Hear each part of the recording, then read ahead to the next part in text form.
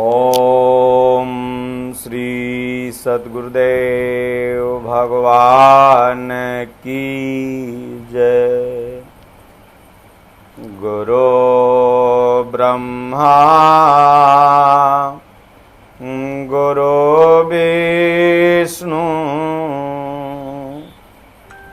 गुरुदेव महेश्वरः। गुरु साक्षात् परं ब्रह्म तस्मै श्री गुरुवे नमः। अखण्डमण्डलाकारं व्याप्तं येन चराचरं तत्पदं दर्शितं येन तस्मै श्री गुरुवे नमः। तस्मै श्री गुरुवे नमः। अखण्डमण्डलाकारं व्याप्तं येन चराचरं तत्पदं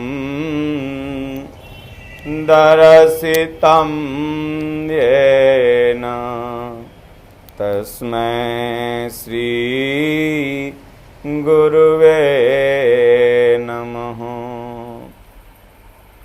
त्वमेव माता च पिता त्वमेव त्वमेव बन्धु च सखा त्वमेव त्वमेव विद्या द्रविणं त्वमेव त्वमेव सर्वं मम देव देव। दीनदयाल बिरद संभारी हरहु नाथ मम संकट भारी।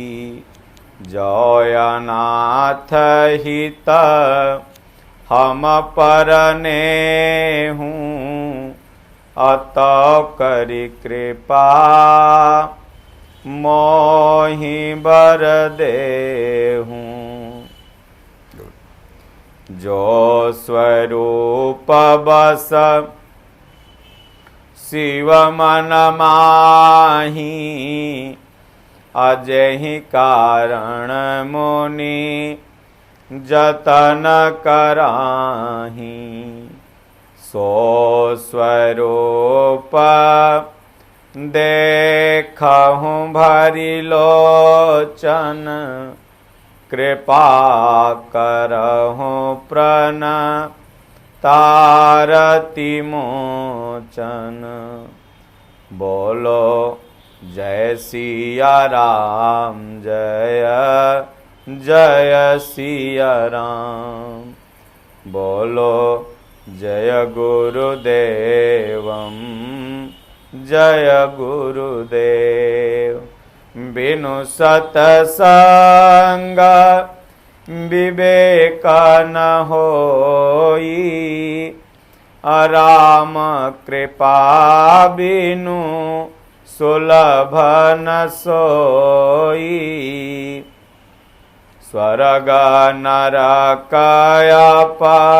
वर्ग सुख धरिया तुला एक अंग तोलन ताहि सकल मिली, जो सुख लव सतसंग।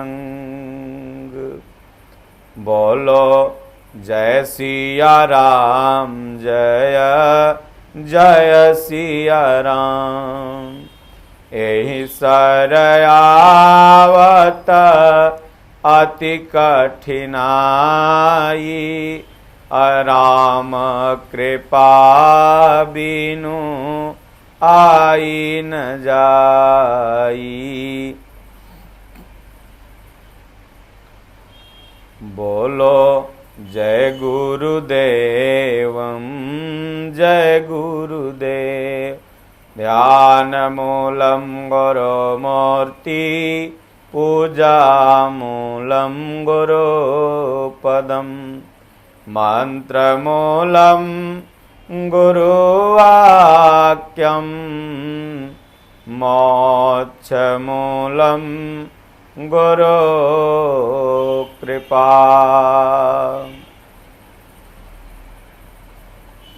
सज्जनों,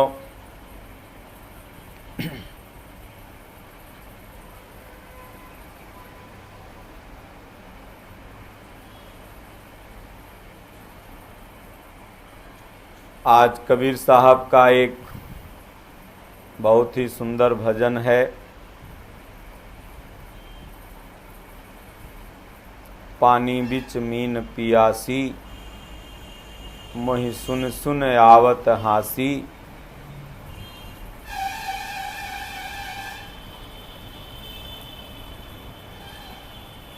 मनुष्य शरीर पा करके अगर ईश्वर की अनुभूति नहीं हुई तो मनुष्य की वैसे ही दशा होती है जैसे पानी में रहते हुए भी अगर मछली कहे कि हम प्यासी रह गई। आइए सबसे पहले हम लोग भजन सुने। पानी बिच मीन पियासी हो, पानी बिच मीन पियासी हो, मोहि सुन सुन आवत हासी हो, पानी बिच मीन पियासी। आत्म ज्ञान बिना नर भटके, कोई मथुरा कोई काशी। जैसे मृगा नाभिक कस्तूरी, बन बन फिरत उदासी। रे मोहि सुनि सुनि आवत हासी, पानी बिच मीन पियासी। मोहि सुनि सुनि आवत हासी। जल बिच कमल, कमल बिच कलियां, तापर भवर निवासी। सो मन बस तिरलोक भयो सब, यति सती सन्यासी। पानी बिच मीन पियासी, मोहि सुनि सुनि आवत हासी। पानी बिच मीन पियासी, मोहि सुनि सुनि आवत हासी। जाका ध्यान धरे विधि हरिहर, मुनि जन सहस 88। सो तेरे घट माहि विराजें, परम पुरुष अविनाशी। जाका ध्यान धरे विधि हरिहर मुनि जन सहस 88 सो तेरे घट माहि विराजे परम पुरुष अविनाशी पानी बिच मीन पियासी मोहि सुनि सुनि आवत हासी पानी बिच मीन पियासी मोहि सुनि सुनि आवत हासी है हाजिर तो हैं दूर बतावे दूर की बात निरासी है हाजिर तो हैं दूर दिखावे दूर की बात निरासी कहें कबीर सुनो भाई संतों गुरु बिनु भर मन जासी पानी बिच मीन पियासी मोहि सुनि सुनि आवत हासी पानी बिच मीन पियासी मोहि सुनि सुनि आवत हासी। कबीर साहब इसमें पानी और मीन दो शब्दों को लिया है। मीन मतलब मछली होता है, पानी मतलब जल। कहते हैं कि जल में मछली रह के प्यासी तो नहीं मरती, क्योंकि लोग कहते हैं कि मछली जल की रानी है, जीवन उसका पानी है, हाथ लगाओ डर जाएगी, बाहर निकालो मर जाएगी। मछली बाहर में प्यासी रह सकती है और ज़्यादा देर रहेगी तो मर भी जाएगी, लेकिन यहाँ कबीर साहब कहते हैं कि पानी के बीच में ही वह मछली है लेकिन प्यासी है। और यह बात सुनकर के कबीर साहब को हंसी आ रही है। यहाँ पर उन्होंने यह बताने का प्रयास किया है कि अगर मनुष्य शरीर मिला है और कोई व्यक्ति यह कहे कि हमें अनुभूति नहीं मिलती, ईश्वर का साक्षात्कार नहीं मिलता, भगवान कहाँ हैं यह हमें नहीं पता चलता, तो यह बात प्रासंगिक होगी और सुनने वाले को हंसी आएगी। क्योंकि जब नर शरीर मिला है, मनुष्य शरीर मिला है, तो ऐसी बातें कहना ठीक उसी तरह से है जैसे मछली जल में रहते हुए अपने को प्यासी कहे। तो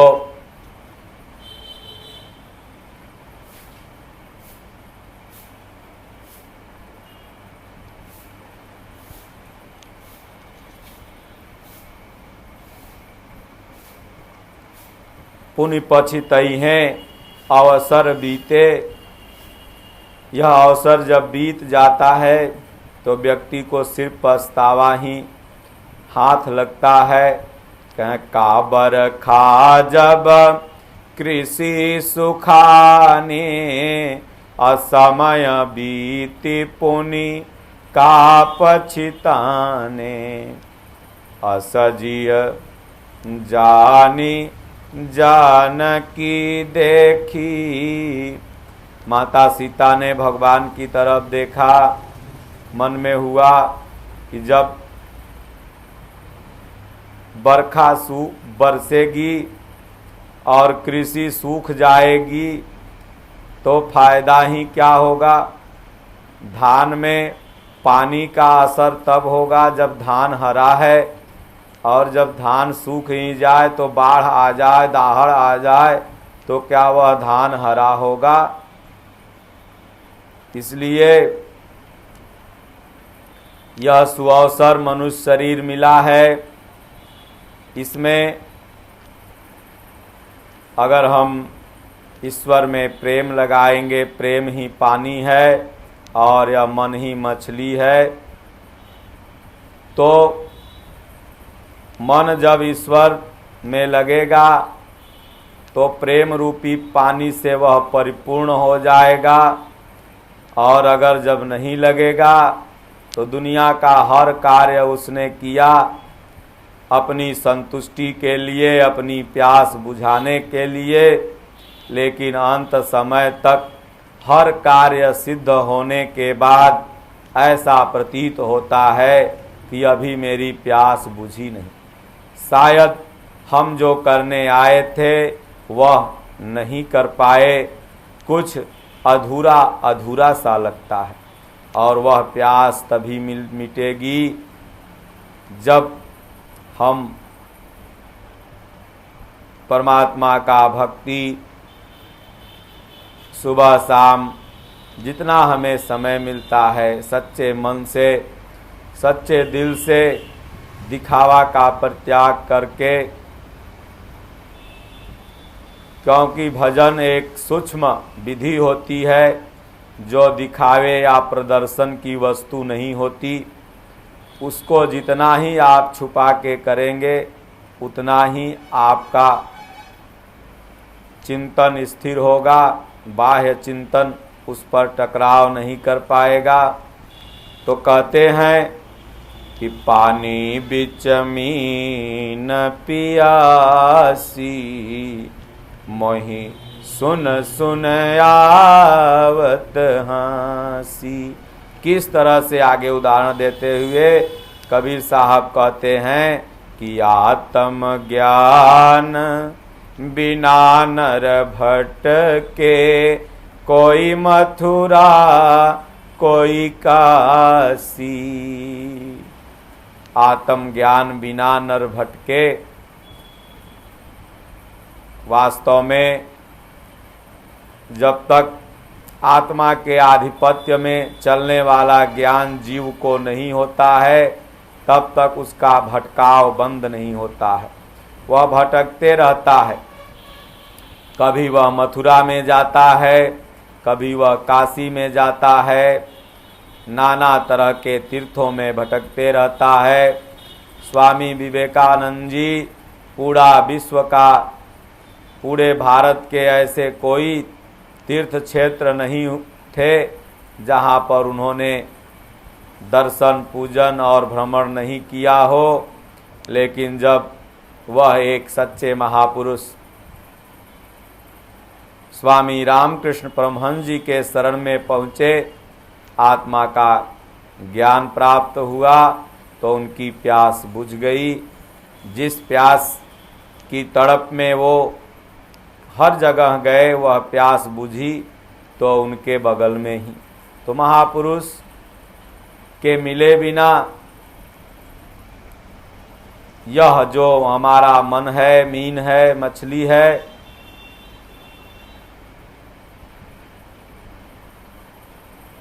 यह तभी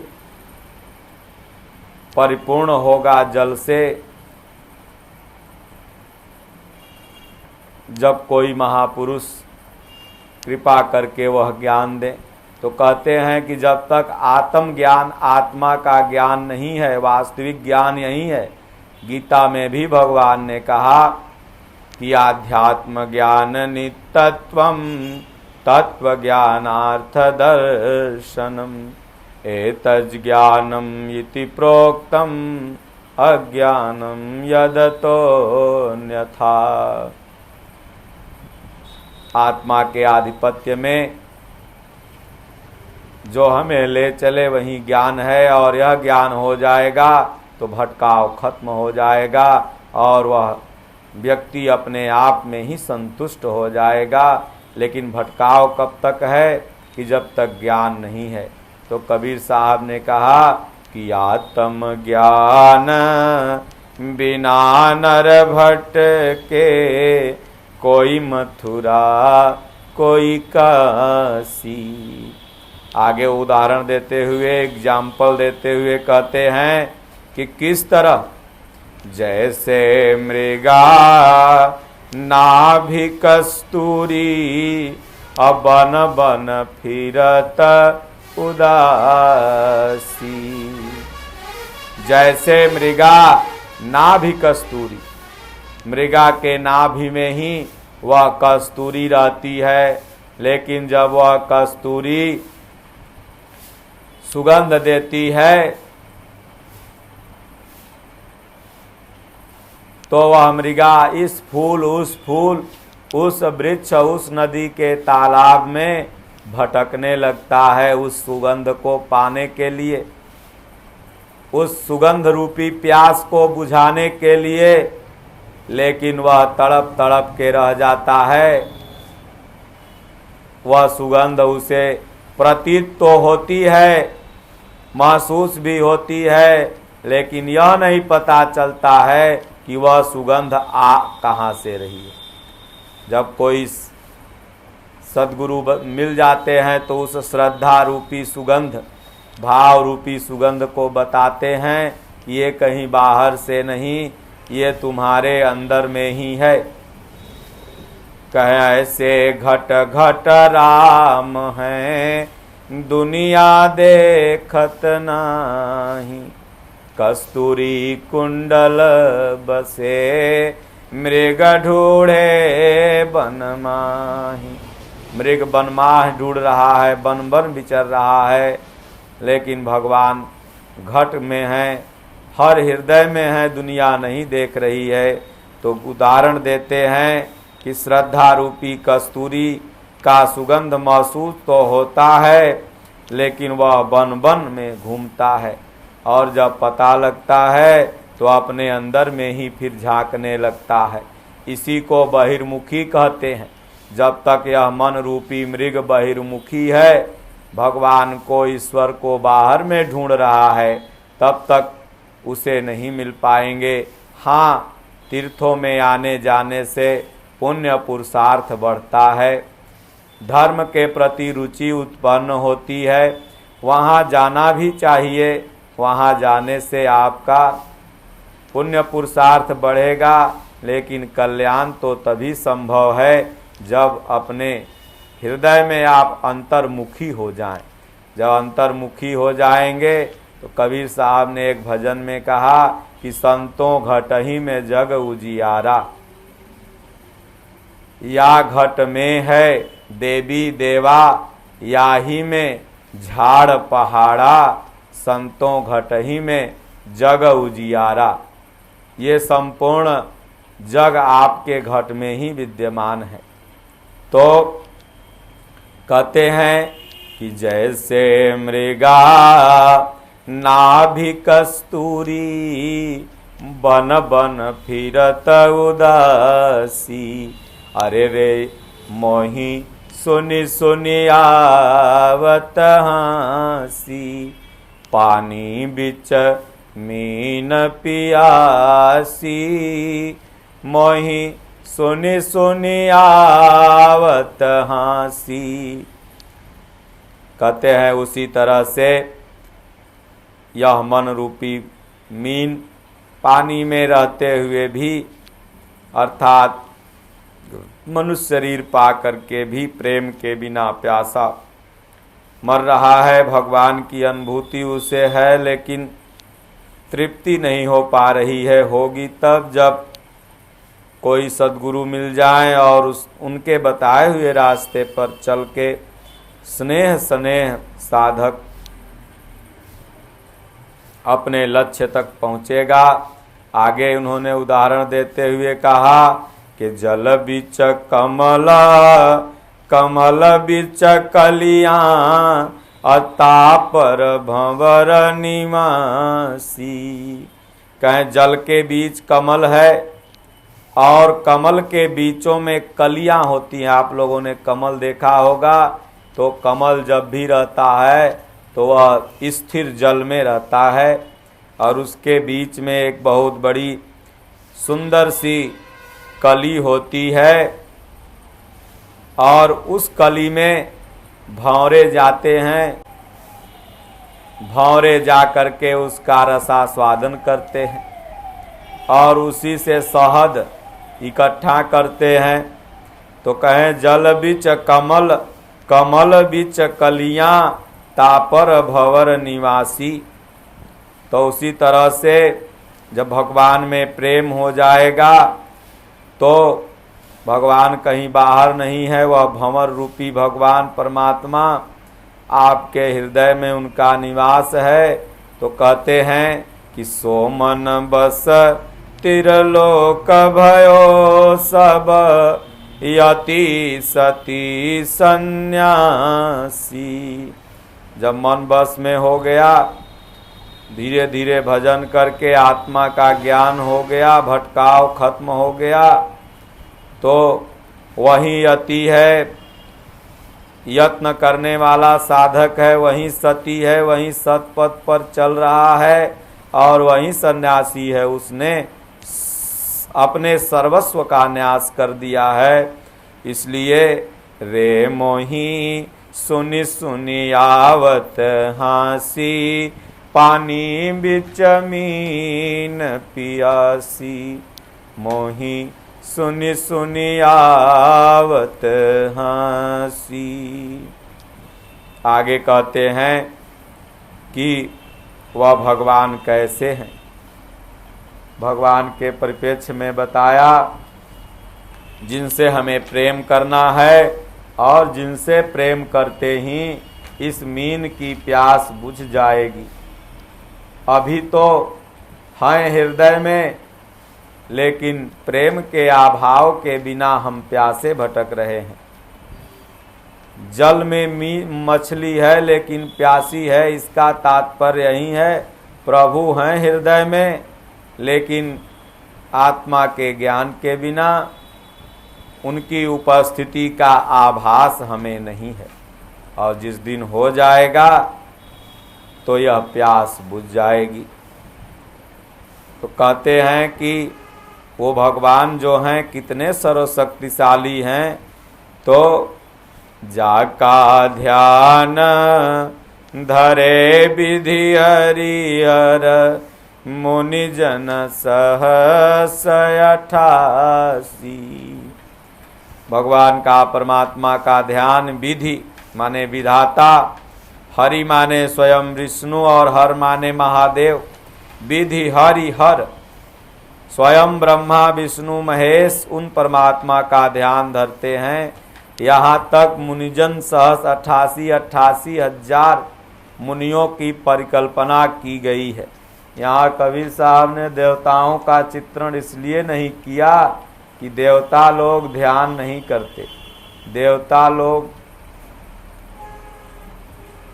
ध्यान में मग्न नहीं होते, लेकिन ब्रह्मा विष्णु महेश और मुनिजन ध्यान करते हैं। इसलिए कबीर साहब ने यहाँ इन्हीं चारों लोक का नाम लिया। इसलिए वो परमात्मा इतने सर्वशक्तिमान जिसको हमने आपने देखा नहीं, वो भगवान कैसे हैं। और जो देखता है वो कहता नहीं। कहें जो देखा सो कहा नहीं, कहा सो देखा नाही। हरहि मनाया गमा बात यह, कहन सुनन को नाही। इसलिए वो परमात्मा को जो देखा वो आज तक किसी से बताया नहीं, और जो बताया अभी देखा नहीं। इसलिए उनका मुनिजन सहस 88 ब्रह्मा विष्णु महेश सब ध्यान करते हैं। तो साधारण सा बात है कि आपके मन में प्रश्न होगा, जब वह प्रभु इतने शक्तिशाली हैं तो उनका मंदिर कहाँ है? कामरू कामाख्या में है कि बैजनाथ धाम में है, कि प्रयागराज में है, कि हरिद्वार में है, कि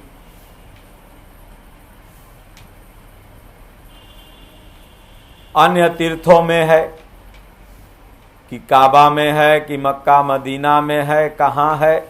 वो भगवान जो सर्वशक्तिशाली है, जिसका ध्यान विधि हरिहर परमात्मा रखते हैं, तो साधारण प्रश्न उठेगा कि कहाँ है। तो इस प्रश्न का उत्तर देते हुए कबीर साहब ने कहा कि सो तेरे घट माही विराजे अपरम पुरुष अविनाशी। वो कहीं बाहर नहीं है, वह आपके अंदर में है। सो तेरे घट माही विराजे, घट माने होता है हृदय, घट ही में पिया परिचय नाही। भगवान घट में हैं लेकिन परिचय नहीं हुआ। तो सो तेरे घट माही विराजे। भगवान श्री कृष्ण ने भी गीता में कहा कि ईश्वरः सर्वभूतानां हृदय देशे अर्जुन तिष्ठति।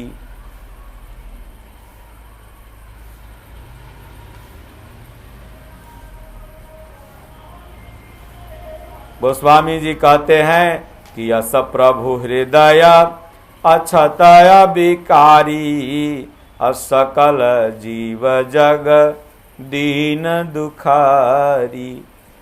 जितने भी महापुरुष हुए सबों ने बताया भगवान का निवास, उस परम शक्तिशाली परमात्मा का निवास, जिनकी प्रकाश से चंद्रमा शीतलता प्रदान कर रहा है, जिनके प्रकाश से सूर्य प्रकाशमान है, ज्योतिर्मय है, वह स्वयं परमपिता परमेश्वर कहीं बाहर नहीं रहता। वैसे तो उसका निवास प्रत्येक कण कण में है। भगवान ने कहा, अर्जुन, दुनिया में जितनी भी विशिष्ट ज्योतिर्मय चीजें हैं उन सब में मैं ही हूँ, सब मेरे से हैं। लेकिन जब मैं कभी रहता हूँ तो मनुष्य के हृदय में। इसलिए यहीं पर कबीर साहब ने कोई अलग बात नहीं बताया, वही बात बता रहे हैं जो आपकी श्रीमद् भागवत गीता कहती है, जो श्री रामचरितमानस कहता है, वहीं कबीर साहब ने कहा। वस्तुतः दुनिया में जितने भी महापुरुष होते हैं, जिसने भी उस परम सत्य को प्राप्त किया है, वो सब महापुरुष एक ही बात को कहते हैं, वो दो नहीं कह सकते। हमारे दादा गुरु महाराज भी यही कहते थे, हो हम भगवान के दूत हैं, हमसे मिले बिना भगवान से कोई नहीं मिल सकता। अर्थात जो अपने हृदय में उस परमात्मा की अनुभूति कर लेता है, वह भगवान का दूत होता है। स्वामी जी भी कहते हैं, इधर उधर तीर्थों में भटकने से पुण्य पुरुषार्थ तो बढ़ेगा, लेकिन भगवान जब मिलेंगे तो आपके हृदय में मिलेंगे। ऐसा हमारे पूज्य गुरुदेव भगवान का कथन है। तो जितने भी महापुरुष हुए सबों ने एक बात कही, तो कहते हैं कि सो तेरे घट माही विराजे परम पुरुष अविनाशी। वह परमात्मा क्या है? अविनाशी है। आत्मा क्या है? अविनाशी है। ये दोनों का विनाश नहीं है। आप में रहते हुए उस सबसे परे है, इसलिए परमात्मा है। तो आत्मा का ही नाम परमात्मा है। तो ये दोनों अविनाशी है। गीता में भगवान ने कहा कि अछेद्यो अयम दाह्यो व क्लेद्यो अशोष्य एव च नित्यः सर्वगतः स्थारुण अचलो यम सनातन। अर्जुन, यह आत्मा ही सनातन है, अविनाशी है, इसका विनाश नहीं है। तो वह अविनाशी परमात्मा आपके हृदय में निवास करता है। तो कबीर ने कहा कि पानी बिच मीन पियासी, मोहि सुनि सुनि आवत हंसी। कहते हैं घट में वह परमात्मा, लेकिन फिर भी हम प्यासे मर रहे हैं। उनकी उपस्थिति रहते हुए भी हम अनुपस्थिति मौजूद दर्ज करा रहे हैं। वो हैं हृदय में, लेकिन हम उनके रहने का आभास नहीं कर पा रहे हैं। यह हंसी नहीं तो क्या है। और आभास कब होगा? जब कोई महापुरुष, जैसा कि मैं पहले बताया, कि करा दें।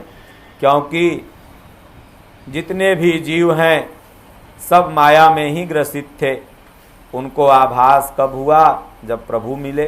स्वयं कबीर साहब जी, जिन्होंने यह भजन लिखा, माया में आक्रांत थे, लेकिन जब गुरु रामानंद जी महाराज मिले, बोले बच्चा राम राम कहो, राम राम कहो।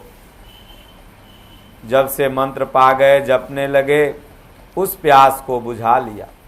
इसी पर संतों ने कहा भी है कि मैं भी भटका जा रहा लोक वेद के साथ, मार्ग में सदगुरु मिला दीपक दीन्हा हाथ। मैं भी भटका हुआ जा रहा था लोक वेद के साथ। जिस तरह से लोक वेद मतलब जो लौकिक प्रक्रिया है, लेकिन सदगुरु रास्ते में मिल गए, उन्होंने दिया जला दिया ज्ञान का हृदय में, फिर वह प्यास मिट गई। हमारे दादा गुरु महाराज कहते थे, हो मेरा भी पूरा भरा परिवार था, उसमें कई सदस्य थे, हम भी अपने परिवार में रहा करते थे। साधु बनने का कभी मन नहीं था, लेकिन पूज्य दादा गुरु महाराज के गुरु महाराज जो सत्संगी महाराज जी थे, वो जब मिले तो साधना जग गई, भजन जागृत हो गया और वह प्यास मिट गई।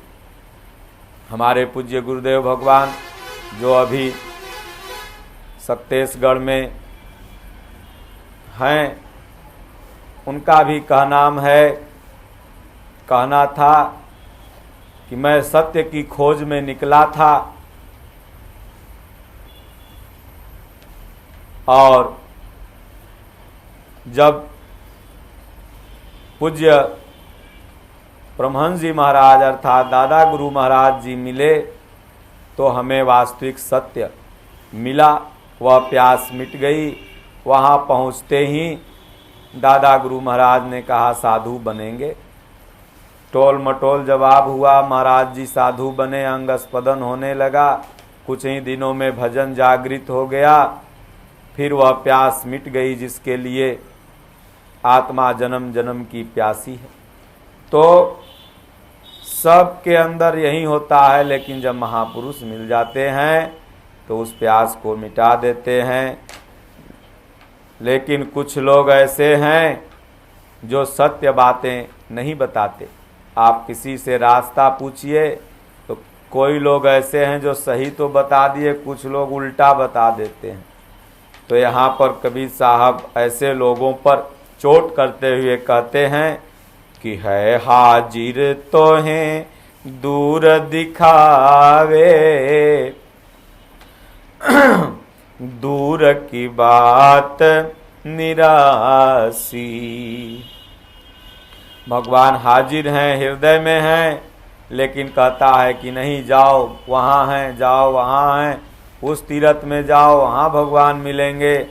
केदारनाथ चले जाओ, बद्रीनाथ चले जाओ, जमगोत्री चले जाओ, गंगोत्री चले जाओ, मानसरोवर चले जाओ, वहाँ भगवान मिल जाएंगे। वो दूर बताता है, ये नहीं बताया कि भगवान हृदय में है। हृदय में जाओ, अंतर्मुखी हो। और दूर की बात निराशी, दूर की जो बात है वो हमेशा निराशी ही होती है। कहीं दूर के ढोल सुहावन, दूर में जब ढोल बजता है तो बड़ा सुहावन लगता है, लेकिन नज़दीक में बजे तो लोग कहेंगे कि नींद खराब हो रहा है हमारी, क्या धमक धमक चालू किए हुए हो। तो इसलिए सब तीर्थ बार बार, गंगा सागर एक बार, सब तीर्थों में जीव भटकते रहता है, कभी गंगा सागर तो कभी प्रयागराज तो कभी हरिद्वार। लेकिन एक बार जाने के बाद महसूस होता है कि भगवान तो नहीं है। हाँ, पंडा लोग ठगने के लिए अवश्य बैठे हुए हैं, 10 रुपया यहाँ चढ़ाओ, 20 रुपया वहाँ चढ़ाओ, चुनरी चढ़ाओ, नारियल फोड़ो, माता के श्रृंगार के लिए गछ लो, यही बस है वहाँ पर और कुछ नहीं। तो इसलिए वहाँ जाने से कल्याण नहीं। भगवान आपके हृदय में हैं। सब महापुरुष की तरह यहाँ कबीर साहब भी कहते हैं कि है हाजिर तो हैं दूर दिखावे, और दूर की बात निरासी। इसलिए उसकी बात नहीं मानो। मान लो भगवान हृदय में रहता है और अगर उसकी बात मानोगे तो निराशा ही लगेगा, जीवन बीत जाएगा। बनारस है किधर और आपको भेज देगा किधर, पता लगा जब वहाँ पहुँचिएगा और किसी से पूछिएगा बनारस है तो कहेगा नहीं कलकत्ता है, तो बड़ा दुख होगा। लगेगा कि अरे हम तो चले थे बनारस के लिए लेकिन पहुँच गए कलकत्ता, और पता लगा बनारस तो जा नहीं पाइएगा क्योंकि समय बीत गई। इसलिए समय के रहते चेत करके अपने हृदय में, अपने अंतर्मुखी में उस ईश्वर को ढूंढना है ताकि आप फिर से सचेत हो जाएं। तो इसलिए कबीर साहब ने कहा कि कहत कबीर सुनो भाई संतों, असदगुरु बिना भरम न जासी, पानी बिच मीन पियासी, मोहि सुनी सुनी आवत हासी। जो रात दिन भजन करे, 10 मिनट 20 मिनट, सब संत हैं। ऐसे संतों को इंगित करते हुए कबीर साहब कहते हैं कि सदगुरु के बिना ये जो भरम है यह नहीं मिटेगा। भरम तब मिटेगा जैसा मैं बताया, कोई महापुरुष मिल जाए, हृदय से रथी हो जाए, उठाने बैठाने लगे, नियम संयम से आपको ले चलें। हमारे पूज्य गुरु महाराज कहते हैं जिस तरह युवा कन्या को माता पिता शादी विवाह तक उसकी देखभाल करते हैं, उसी तरह से साधक की देखभाल गुरु करते हैं। हृदय में जब जब भरम उत्पन्न होता है तब तब उस भरम को दूर करके और विश्वास की नींव को मजबूत करते हैं। इसलिए चलते फिरते उठते बैठते गुरु के आज्ञा का पालन सर्वथा होना चाहिए, तो भरम मिट जाएगा। और जब भरम मिट गया तो भरम के ही चलते तो हम प्यासे मर रहे हैं। भगवान और भक्त के बीच में जो यह पर्दा है यह भरम का है। यह जो भरम मिट गया, भरम मतलब भ्रांति, भरम मतलब अज्ञानता, यह पर्दा मिटा तो फिर भगवान हो जाएंगे सामने। और जब भगवान सामने हो जाएंगे तो यह मीन रूपी मछली का, मन रूपी मछली का, मीन रूपी आत्मा का ये प्यास सदा सदा के लिए मिट जाएगा। ओम श्री सद्गुरुदेव भगवान की जय। बोलो जय सिया राम, जय जय सिया राम। बोलो जय गुरुदेवम, जय गुरुदेव। बोलो जय सिया राम, जय जय सिया राम। श्री गुरु पद नख मणिगण ज्योति, असुमिरत देव्य दृष्टि होती। उघरहि विमल बिलोचन हिय के, मिटहि दोष दुख भवर जनी के सूझहि राम चरित मनि मानिक गुप्त प्रगट जहाँ जो जहि खानिक बोलो जय सिया राम जय जय सिया राम बोलो जय गुरुदेवम जय गुरुदेव। बोलिए श्री सद्गुरुदेव भगवान की जय। हरि ओम। शांति शांति शांति।